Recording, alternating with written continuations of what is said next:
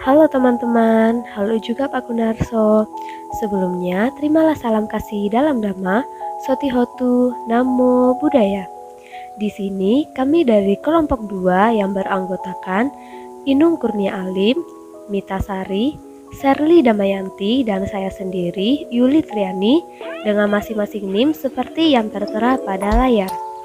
Nah, pada video kali ini, kelompok kami akan membahas tentang model desain pembelajaran Dick and Carey dan model CAMP, di mana tugas ini merupakan tugas dari mata kuliah Desain dan Strategi Pembelajaran PAB yang diampu oleh dosen terkece kita yaitu Bapak Gunarso.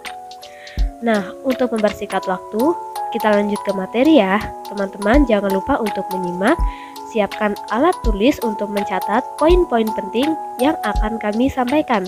Dan catat juga pertanyaan jika ada hal yang ingin teman-teman tanyakan, oke? Baik, yang pertama yaitu model pembelajaran Dick and Carey. Jadi, model pembelajaran Dick and Carey merupakan model pembelajaran di mana model pembelajaran ini dikembangkan melalui pendekatan sistem atau yang biasa disebut dengan sistem approach terhadap komponen-komponen dasar dari desain sistem pembelajaran yang meliputi analisis, desain, pengembangan, implementasi, dan evaluasi. Model sistem pembelajaran yang dikembangkan oleh Dick and Carey terdiri atas beberapa komponen yang perlu dilakukan untuk membuat rancangan kegiatan pembelajaran yang lebih besar. Dick and Carey memasukkan unsur kognitif dan behavioristik yang bertanggung jawab pada respons siswa terhadap stimulus yang dihadirkan. Implementasi model desain sistem pembelajaran ini memerlukan proses yang sistematis yang menyeluruh. Hal ini diperlukan untuk dapat menciptakan desain sistem pembelajaran yang dapat digunakan secara optimal dalam mengatasi masalah-masalah pembelajaran. Nah, komponen-komponen sekaligus langkah-langkah utama dari model desain sistem pembelajaran yang dikemukakan oleh Dick dan kawan-kawan terdiri atas 10 langkah. Yang mana setiap langkah tersebut sangat jelas maksud dan tujuannya, sehingga bagi perancang pemula sangat cocok sebagai dasar untuk mempelajari model desain yang lain. Nah, ke-10 langkah pada model Dick and Carey menunjukkan hubungan yang sangat jelas dan tidak terputus antara langkah yang satu dengan langkah yang lainnya. Dengan kata lain, sistem yang terdapat pada model Dick and Carey sangat ringkas, namun isinya padat dan jelas dari satu urutan ke urutan berikutnya. Nah, penggunaan model Dick and Carey dalam pengembangan suatu mata pelajaran dimaksudkan agar yang pertama, pada awal proses pembelajaran, anak didik atau siswa dapat mengetahui dan mampu melakukan hal-hal yang berkaitan dengan materi pada akhir pembelajaran. Nah, yang kedua, adanya pertautan antara tiap komponen, khususnya strategi pembelajaran dan hasil pembelajaran yang dikehendaki. Kemudian yang ketiga, menerangkan langkah-langkah yang perlu dilakukan dalam melakukan perencanaan desain pembelajaran. Nah, untuk materi berikutnya akan dijelaskan oleh saudari terkece kita yaitu Mita Sari. Kepada Mita Sari, saya persilahkan. Baik, di sini saya akan menjelaskan 1. Identifikasi tujuan umum pembelajaran. Langkah pertama yang dilakukan dalam menerapkan model pembelajaran ini adalah menentukan kemampuan atau kompetensi yang perlu dimiliki peserta didik setelah menempuh program pembelajaran. Hal ini kompetensi yang harus dimiliki peserta didik adalah pemahaman tentang materi perkuliahan. Dan yang kedua, melaksanakan analisis pembelajaran. Setelah melakukan identifikasi tujuan pembelajaran, langkah selanjutnya adalah melakukan analisis instruksional, yaitu sebuah prosedur yang digunakan untuk menentukan keterampilan dan pengetahuan yang relevan dan diperlukan oleh peserta didik untuk mencapai kompetensi.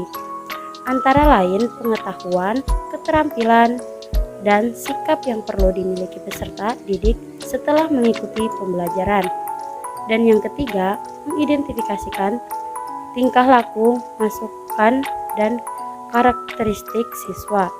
Selanjutnya, analisis terhadap karakteristik peserta didik yang akan belajar dan konteksnya pembelajaran.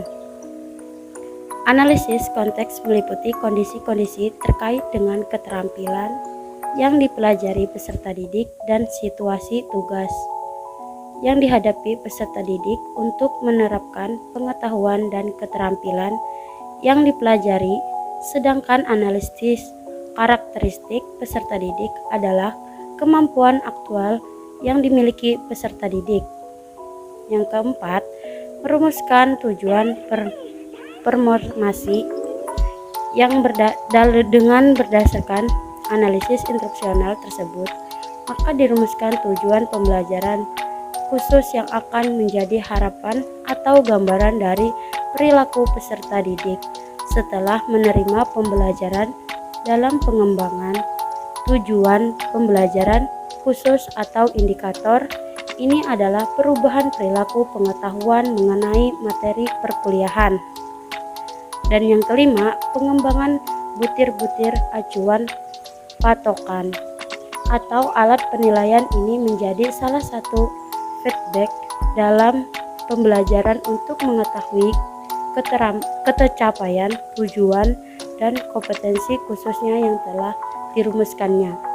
Dalam pengembangannya, alat evaluasi ini adalah performance peserta didik setelah menerima pembelajaran.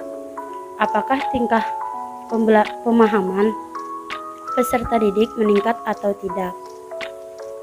Baik, selanjutnya materi berikutnya akan dijelaskan Saudari Sherly Damayanti. Kepada Sherly Damayanti dipersilahkan. Yang keenam, mengembangkan strategi pembelajaran.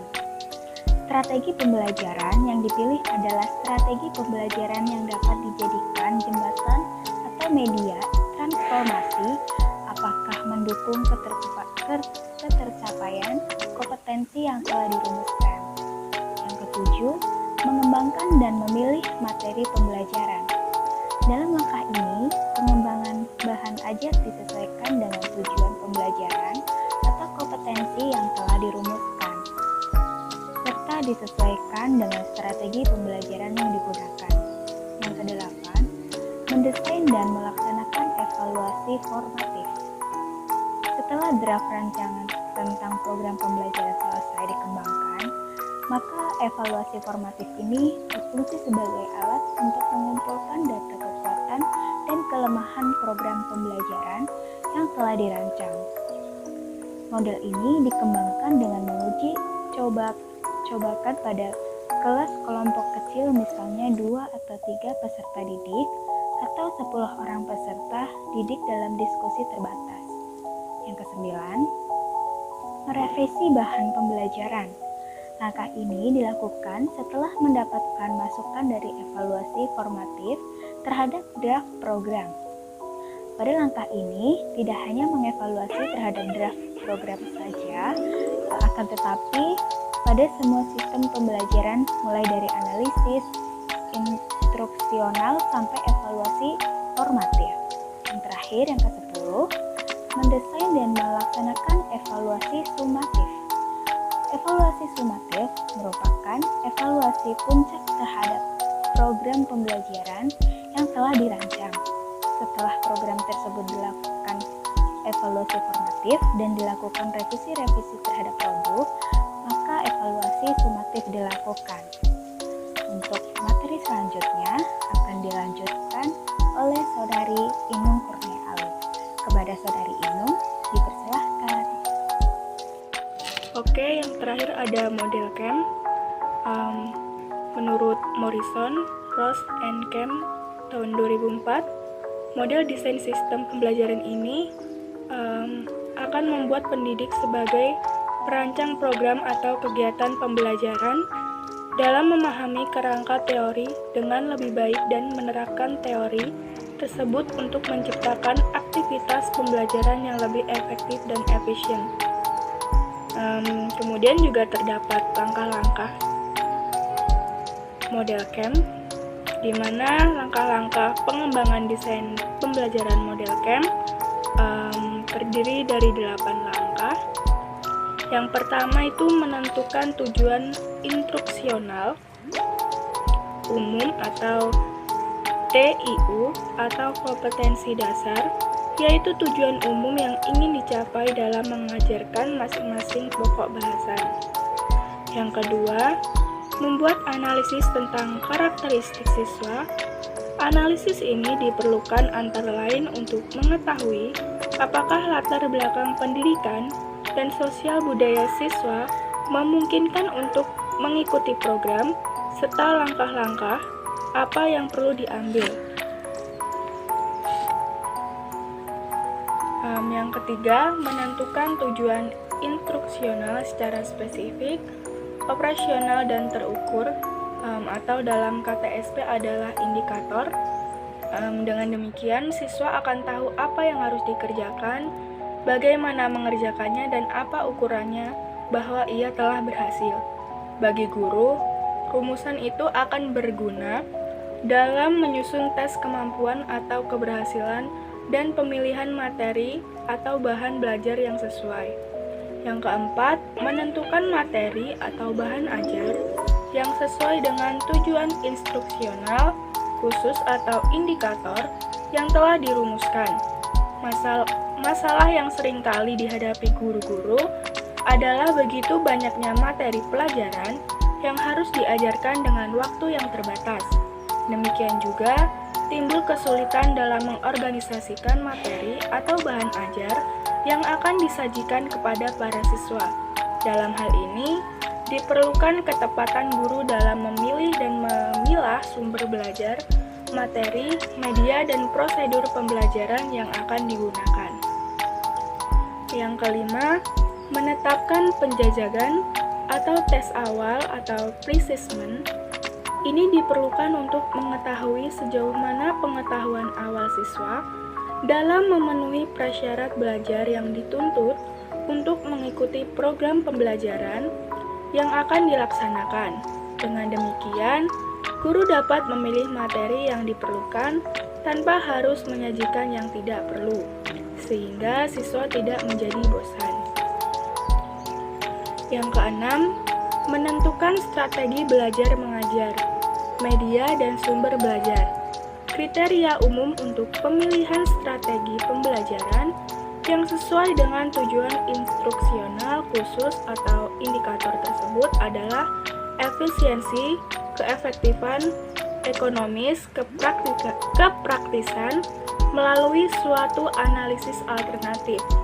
Yang ketujuh, mengordinasikan sarana penunjang yang diperlukan meliputi biaya, fasilitas, peralatan, waktu, dan tenaga. Dan yang kedelapan, mengadakan evaluasi. Evaluasi ini sangat perlu untuk mengontrol dan mengkaji keberhasilan program secara keseluruhan, yaitu siswa, program pembelajaran, alat evaluasi atau tes, dan metode atau strategi yang digunakan.